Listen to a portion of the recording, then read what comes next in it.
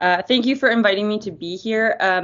Hello, everybody. As Davis just said, I'm an associate professor here at the School of Sustainability at ASU. I run the Human Biometeorology Lab and work within the Urban Climate Research Center as well, and have been one of the lead principal investigators on a lot of the cool pavement work that we've done with the City of Phoenix and with GuardTop over the last, since 2023, so 3 years now. Davis and Maria asked me to talk broadly about heat and health and what does it mean for people, and why is why is it important to be pushing and innovating new technologies that can help cool down cities today and in the future. And so I really designed this talk around thinking through specific themes, and in no particular order necessarily, but trying to bridge a lot of this together in this talk. I definitely want to, well, touch on the connections between urban growth and climate change and what that means for extreme heat, what populations we're really concerned about across the globe, but really thinking about what heat mitigation and heat adaptation can do together to try and protect communities. And the need for community-driven heat mitigation and action plans, and then understanding the fact that climate exacerbates issues that we experience now and in the future, but we've also experienced heat for centuries, right? Like, heat is not a new thing, and so there's a lot that we can learn from how humans have dealt with heat in the past and how cities have designed around heat. So heat's all over the news right now. Like Maria said, there's heat waves occurring at any time on the globe, whether it's in the Southeast United States or like a few years ago in the Northwest. And we know that one of the hard factors of studying heat and what it does to health and infrastructure is the fact that it's completely invisible to us unless we're paying attention to the numbers of people going to the hospital or the numbers on the thermometer. It also moves slow. So those, quote, heat domes plop down and stay and hang around for a while. For example, we do have expected temperatures next week in Phoenix around 114, 115 degrees Fahrenheit. And we've known that for a little bit, and we can prepare around that. And we know that cumulative days of exposure, especially people who don't have the means to escape that heat, is really detrimental to health, and that's when we start to see the numbers rise in hospitals. It's variable, so that's what I mean by that is we have hot and dry heat here right now in Phoenix. A lot of places in the Southeast right now are experiencing really hot and humid heat, and those different flavors of heat do affect the human body differently. And that's really important to account for when we're thinking about heat adaptation or heat mitigation design strategies. We know it's deadly. However, the other really important factor to keep in mind is that all heat deaths are preventable. And there's a way to recognize and prevent those deaths and do more to help those who are most vulnerable. And I think every city's goal could be to reduce the number of heat deaths to zero. And right now it's far too high. So I'm going to start off with just thinking about those temperature trends, and I know a lot of people listening will know a lot about the urban heat island. I think a nice way to separate out the effects of a general climate warming and an urban-induced warming is important. So those two separately together are going to increase the total urban heat exposures.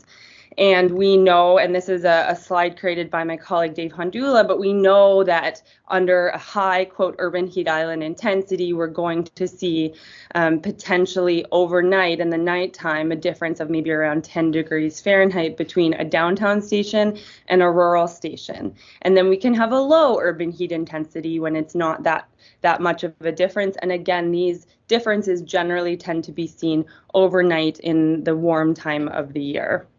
We do see urban heat island intensities in the winter in lots of regions too, which people actually appreciate.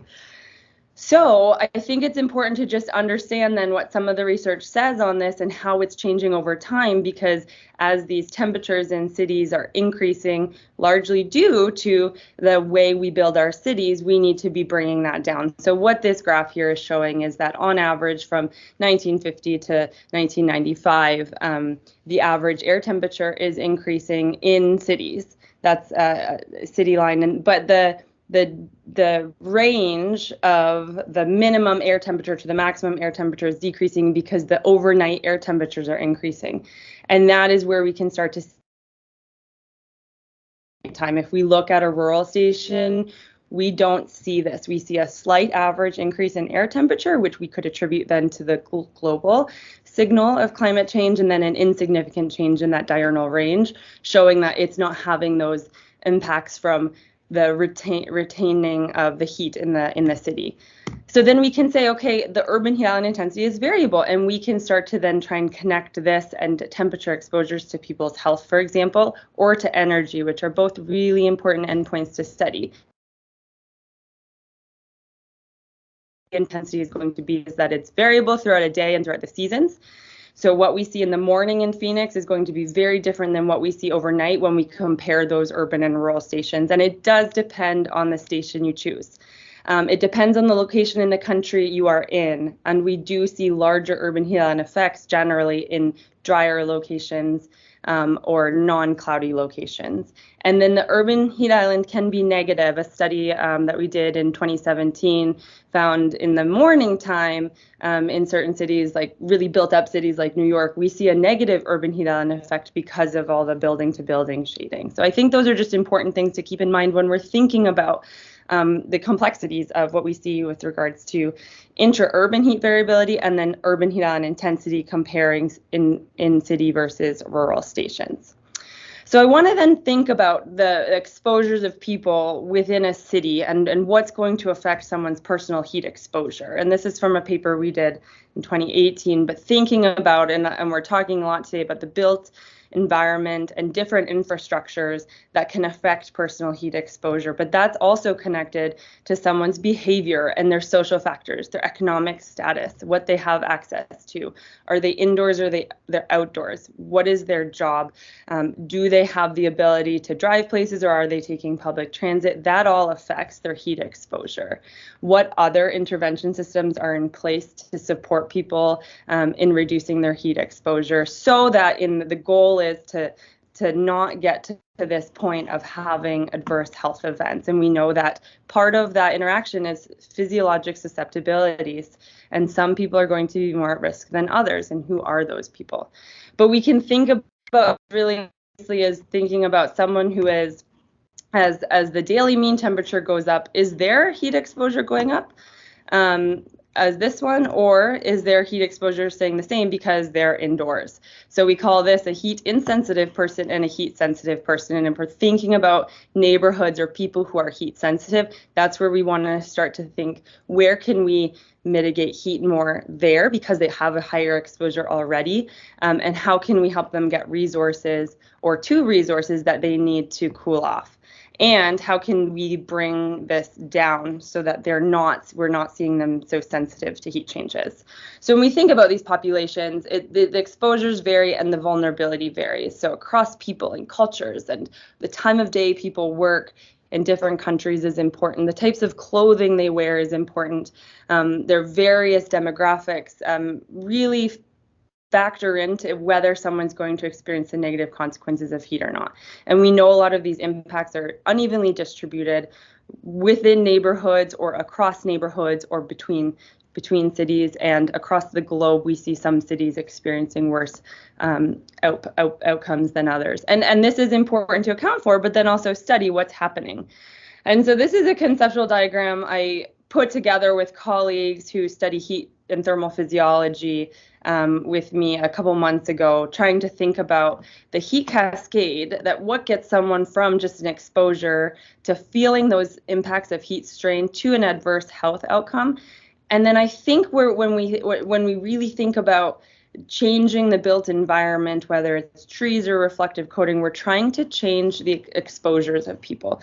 We're trying to decrease the air temperature. And with that can help with improving their adaptive capacity to access certain resources, such as a park with shade.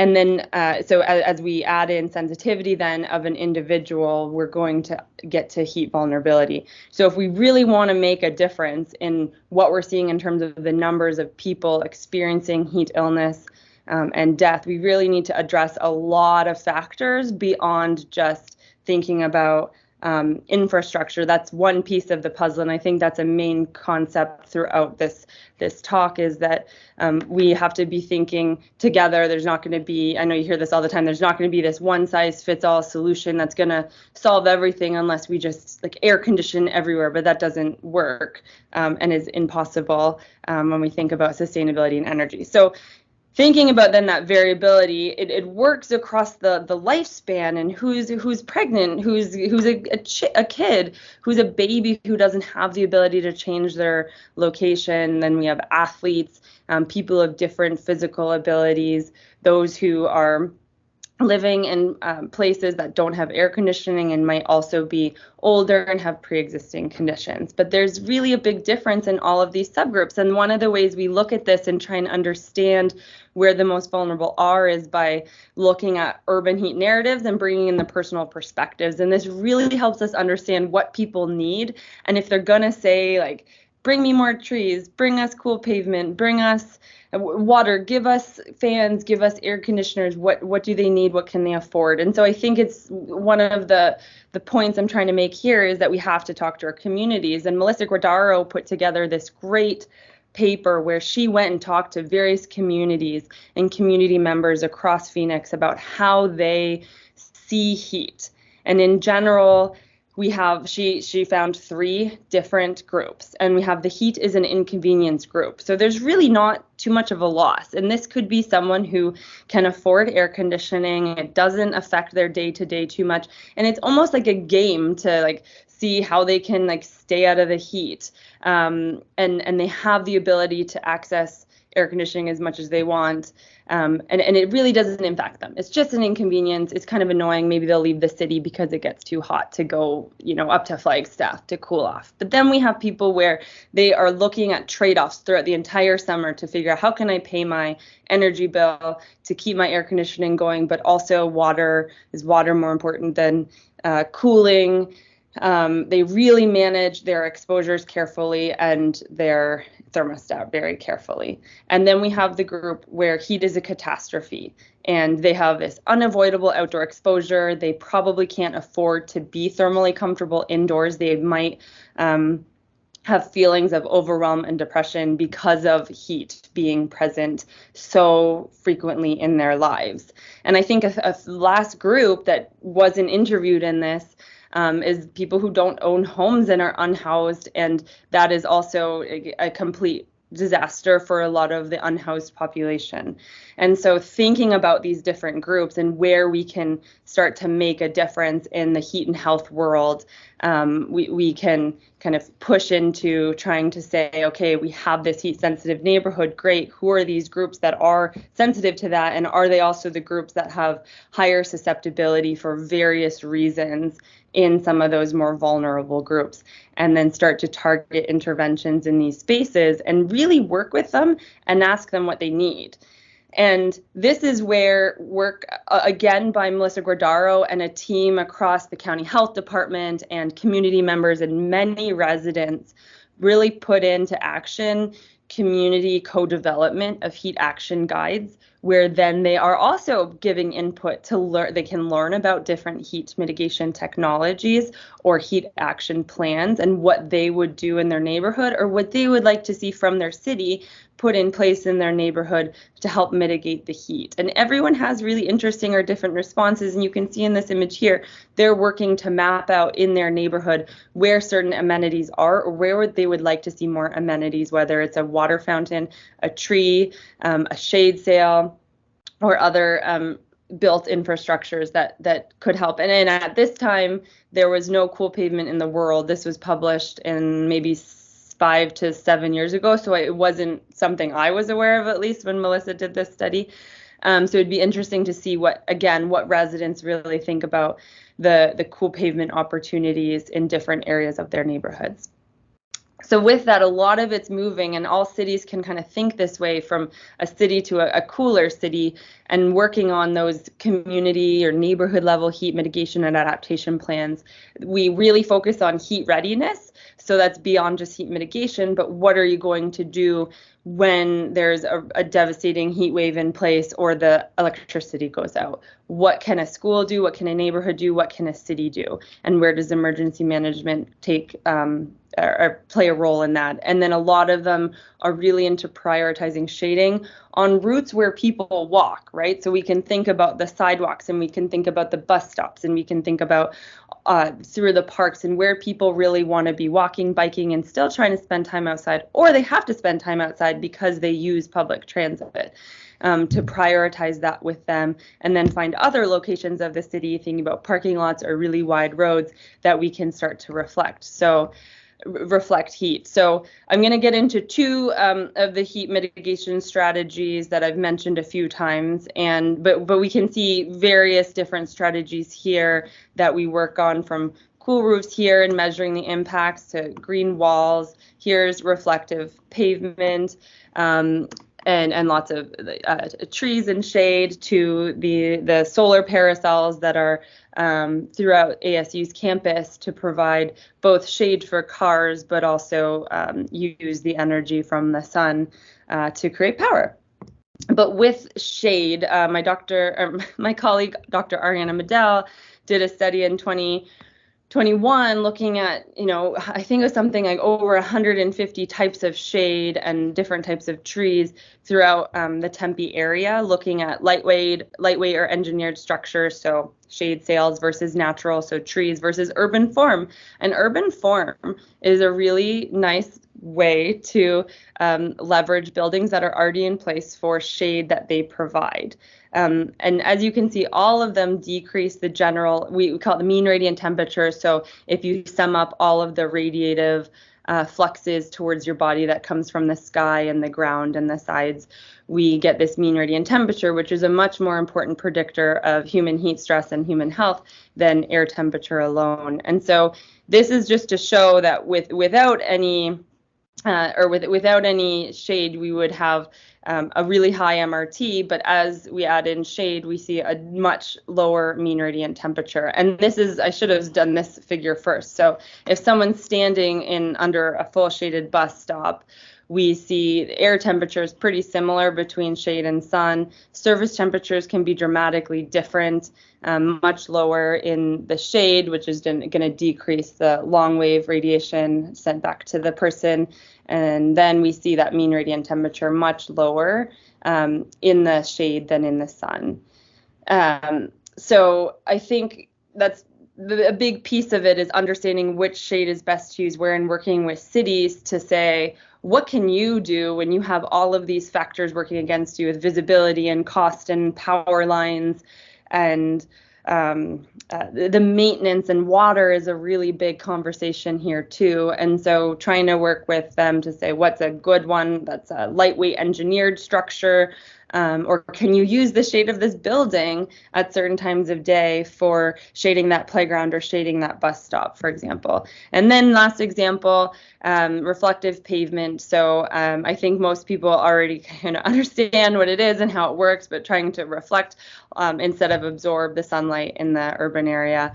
And this is an image from, I think, some of the applications done in the city of Phoenix, just kind of halfway through as they're putting it down. But we did a big study in 2020 asking what's the general impact of cool or highly reflective pavement on urban heat, and this nice holistic assessment, also talking to residents of the Phoenix neighborhood, where we got really nice input, so much great input actually that CoolSeal developed a Phoenix Gray that was more appealing to the residents of Phoenix, which was really cool to see them innovate that way.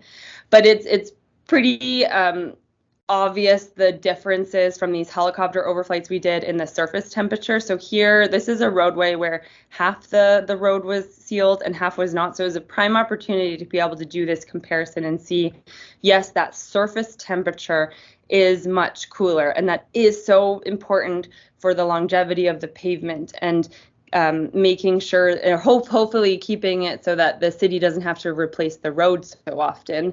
We do know that the subsurface temperatures also were lower, down about 3 inches and 1.5 inches into the ground, which is really important for the sustainability of the pavement. Um, and then we also did heat assessments. And this is a nice summary that a couple of researchers over in LA did, looking at our results from a paper we published in Nature Communications and the work we did with the city of Phoenix. But generally, we know that air temperature is dramatically lower in the day, up to 12 degrees Fahrenheit, and then slightly lower at night. Overnight, it's still going to around 4 a.m., going to reach a similar temperature as traditional asphalt. And then when we compare the traditional asphalt to reflective pavement, so far we've only seen slight decreases overnight in that air temperature and not too much change in the day. And we're still trying to find ways that we can pick that up in this open system where air is mixing, and how can we measure that better. And then with mean radiant temperature, we don't really see much change in the night, but we do see a little bit higher mean radiant temperature in the day because of that reflective shortwave that can really go up and hit people, and that increases their exposure to solar radiation. So thinking about that, we understand people are not going to be walking in the middle of roadways, and we hope that we can provide shade for them on sidewalks that they would be walking on. And then we kind of just say, try to not put a reflective coating in a place that's going to have really high foot traffic in the middle of the day, such as a plaza or a park or a playground. In those situations, if it's hot in the middle of the day, you really want to be focusing on shade for people and to really support their thermal comfort and decrease their overall heat burden from the sun, especially in a sunny place like Phoenix. So we've been really trying to work on some of the guidance based on our results for cities to use to really figure out the best places to put this. And roads seem to, wide roads with low-lying buildings seem to make sense. Wide parking lots that don't have shade over them already seem to make sense, because we need the sunlight to interact with these surfaces to be able to do their job, essentially. So I'm going to wrap up with this slide, thinking about these goals and considerations for health and reducing heat stress for people. And I created this little matrix where we can think about what's extrinsic or intrinsic to a person and what's non-modifiable and modifiable. And I think that urban design and how we change our cities and what cooling infrastructures we add really fits in to this. We have an ability to modify it. It can really change, especially radiative properties and wind direction and speed. And it's extrinsic to a person. We cannot change climate, really, in general, right? And so the climate zone you're in matters, and you just have to account for it. You can't change the fact that it's a dry climate or a humid climate. And then with people, you can just try as much as you can, depending on the location you're working, to account for things like acclimatization or their own fitness level.